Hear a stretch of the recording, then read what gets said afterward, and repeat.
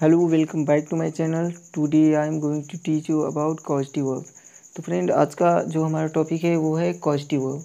Causative verb में हम 4 causative verb के बारे में आज पढ़ाएंगे। तो 4 कॉजेटिव वर्ब यहाँ पर हैं: make, cause, gate, have.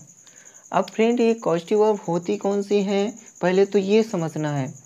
Causative verb ऐसी वर्ब होती हैं जिनमें कर्ता जो है वो स्वयं कार्य न करके किसी दूसरे से करवाता है या फिर करने की प्रेरणा देता है।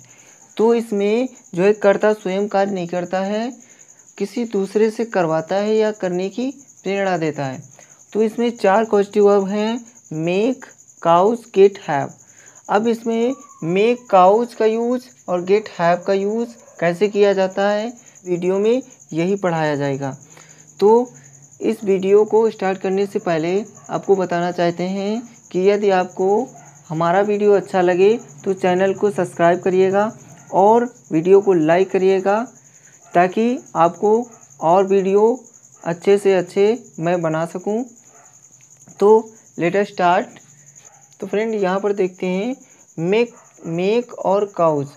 मेक और काउज फ्रेंड ये एक दूसरे की जगह यूज़ किए जाते हैं, और यहाँ पर हैं गेट और हैव, ये एक दूसरे की जगह यूज़ किए जाते हैं। इसमें डिफरेंस क्या होता है कि मेक और काउज का यूज़ तब करते हैं, फ्रेंड ध्यान से सुनिएगा, कि मेक और काउज का यूज़ तब करते हैं जब काम करने वाला और काम करवाने वाला दोनों दिए रहते हैं। फ्रेंड, जब काम करने वाला और काम करवाने वाला दोनों दिए हों तो हम वहाँ पर मेक और काउज का यूज़ करेंगे। और यदि काम करवाने वाला दिया है और काम करने वाला नहीं है तो हम गेट और हैव का यूज़ करेंगे। ध्यान से फ्रेंड फिर से समझते हैं कि मेक, काउज का यूज़ तब करते हैं जब काम करने वाला और काम करवाने वाला दोनों दिए हों, और गेट और हैव का यूज़ तब करते हैं जब काम करने वाला ना हो, काम करवाने वाला दिया हो। तो फ्रेंड, आई होप आपको ये समझ में आया होगा। तो यहाँ पर कुछ स्ट्रक्चर हैं और कुछ एग्जाम्पल भी दिए हैं जिनको मैंने पहले ही ट्रांसलेट कर लिया है, ताकि आपका समय जो है बच सके। मेक और काउज का यहाँ पर स्ट्रक्चर दिया गया है, और गेट और हैव को हम बाद में पढ़ाएंगे। पहले स्ट्रक्चर देख लेते हैं मेक और काउज का। तो मेक और काउज में भी डिफरेंस होता है, इसमें थोड़ा सा डिफरेंस है। तो पहले देखते हैं मेक का। मेक में सबसे पहले सब्जेक्ट लिखा जाएगा, फिर मेक का जो है दूसरा तीसरा जैसा टेंस हो उसी प्रकार से मेक को हम बना देंगे। तो सब्जेक्ट, फिर मेक, फिर नाउन या प्रोनाउन आएगा, उसके बाद इन्फिनिटिव विदाउट टू, यानी वर्ब आएगी वो भी विदाउट टू, यानी उसके पहले टू नहीं होगा। और यहाँ पर देखते हैं काउज वाला structure, subject cause, noun pronoun, उसके बाद इन्फिनिटिव, यानी यहाँ पर वर्ब के पहले टू लिखा जाएगा।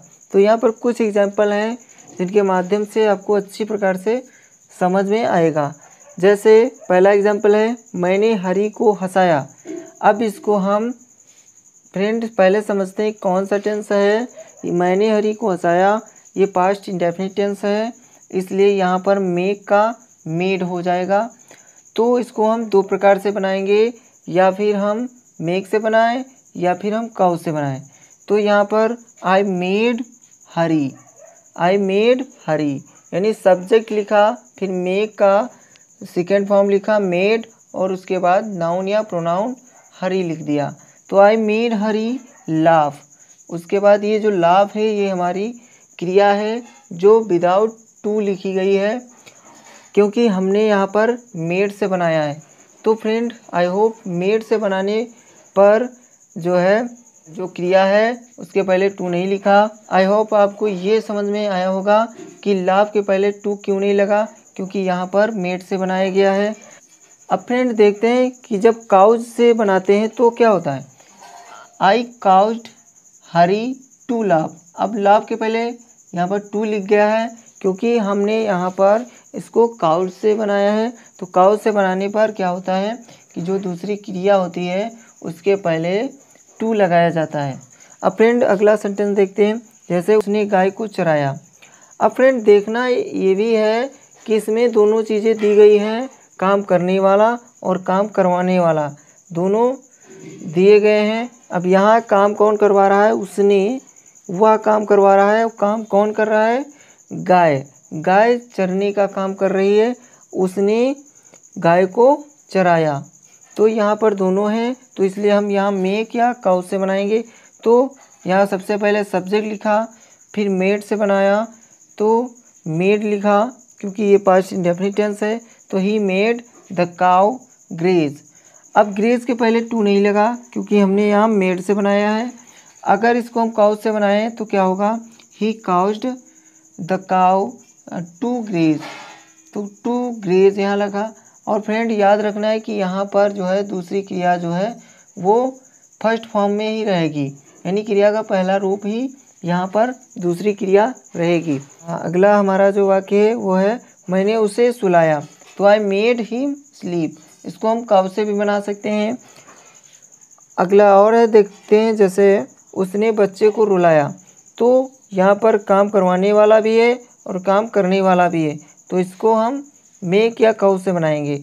तो he made the child weep. अगर इसको हम काउज से बनाएं तो कैसे बनेगा, तो मेड की जगह हम काउज्ड लिख देंगे और उसके बाद द चाइल्ड वैसे लिख देंगे और फिर यहाँ पर टू वीप लिखेंगे। फ्रेंड यहाँ पर क्या लिखेंगे, टू वीप, क्योंकि हम यहाँ पर काउज से बनाएंगे तो टू वीप हो जाएगा। तो फ्रेंड आई होप आपको ये कंसेप्ट समझ में आया होगा काउज और मेक का। तो अगला देख लेते हैं गेट और हैव का यूज़। तो फ्रेंड यहाँ पर गेट और हैव का यूज़ कैसे किया जाएगा ये देखते हैं। तो इसका स्ट्रक्चर होगा सब्जेक्ट प्लस हैव या फिर गेट, हैव या गेट, उसके बाद नाउन या प्रोनाउन, फिर plus past participle. Friend past participle का मतलब होता है V3, यानी V3 को हम पास्ट पार्टिसिपल कहते हैं। तो यहाँ पर फ्रेंड क्या था, मेक और काउज में क्या था कि जो दूसरी हमारी जो क्रिया होती थी वो फर्स्ट फॉर्म की होती थी, जो दूसरी क्रिया होती थी वो फर्स्ट फॉर्म की होती थी। लेकिन यहाँ पर गेट और हैव लगाने से जो दूसरी क्रिया होगी वो थर्ड फॉर्म होगी। तो अब देखते हैं कुछ एग्जाम्पल हैं जिनके माध्यम से समझ लेते हैं। तो फ्रेंड देखते हैं कि पहला एग्जाम्पल है पिताजी ने पत्र लिखवाया। मैंने बताया था कि गेट और हैव का यूज़ तब करेंगे जब कार्य करने वाला ना हो, कार्य करवाने वाला हो। तो यहाँ पर पिताजी ने पत्र लिखवाया। अब किससे लिखवाया ये नहीं दिया गया है, तो हम इसे हैव या गेट से बनाएंगे। तो ये कौन सा टेंस है, पिताजी ने पत्र लिखवाया, पास्ट इंडेफिनिट टेंस है। तो हम यहाँ पर हैव या गेट का सेकेंड फॉर्म लिखेंगे। तो पहले कर्ता लिख लेते हैं, क्या है, फादर। तो फादर लिख दिया। उसके बाद हैव या हैड लिख सकते हैं, तो हम यहाँ हैड लिखते हैं या फिर हम यहाँ गॉट लिख सकते हैं। तो हैव गॉट दोनों में से एक लिख सकते हैं। तो फादर, हैड या गॉट। उसके बाद क्या लिखवाया वो चीज़, तो द लेटर। उसके बाद फिर हम लिखवाने की इंग्लिश लिखेंगे, क्रिया का थर्ड फॉर्म। तो फ्रेंड कैसे बना, पिताजी ने पत्र लिखवाया, फादर हैड या फिर got the letter written. Written में डबल टी होता है। तो फ्रेंड ऐसे ये बन गया। तो इसमें क्या था कि पिताजी काम करवाने वाले तो थे लेकिन इसमें काम करने वाला नहीं था, तो इसलिए हम इसे हैड या गॉट से बनाया। तो अगला देखते हैं, जैसे मैं बाल कटवाऊंगा। ये फ्रेंड फ्यूचर का है, फ्यूचर सिंपल। तो मैं बाल कटवाऊंगा, तो इसमें करता क्या है, आई। काम करवाने वाला तो है लेकिन काम करने वाला नहीं है, तो हम इसे हैव या गेट से बनाएंगे। तो मैं बाल कटवाऊंगा, तो आई विल। उसके बाद गेट या फिर हैव, गेट या हैव दोनों में से एक लिख सकते हैं। तो आई विल गेट हैव। उसके बाद क्या करना है, बाल कटवाना है। तो हेयर कट का थर्ड फॉर्म कट ही होता है। तो इस प्रकार से बन गया आई विल गेट या फिर हैव हेयर कट। तो I will get hair cut, मैं बाल कटवाऊंगा। तो फ्रेंड अगला देखते हैं, राहुल पेड़ लगवा रहा है। ये हमारा प्रेजेंट कंटिन्यूअस का टेंस है। इसमें जो है काम करवाने वाला तो है लेकिन करने वाले नहीं दिए गए। तो राहुल पेड़ लगवा रहा है, तो राहुल करता है, राहुल इज़, एक वचन है तो इज़ लिखा, तो राहुल इज़, उसके बाद गेट का गेटिंग हो जाएगा या फिर हैविंग लिख सकते हैं। तो राहुल इज़ गेटिंग, क्या लगवा रहा है, ट्रीज़। अब थर्ड फॉर्म लिखेंगे लगवाना की, प्लांट होती है तो प्लांटेड, क्या हो जाएगा, Rahul is getting trees planted. इस प्रकार से ये फ्रेंड बन गया। तो अगला देखते हैं, जैसे तुम्हें यह कार्य करवाना चाहिए। अब ये यहाँ पर जो टेंस है हमारा मोडाल्स का है, तुम्हें यह कार्य करवाना चाहिए। तो करता क्या है, यू, तो यू शुड, अब यहाँ पर शुड लिखेंगे, तो यू शुड गेट या हैव, तो you should get this work. अब क्रिया का थर्ड फॉर्म डन, डू का थर्ड फॉर्म क्या होता है, डन होता है। तो तुम्हें यह कार्य करवाना चाहिए, तो you should get this work done. अब फ्रेंड इस प्रकार से बन गया।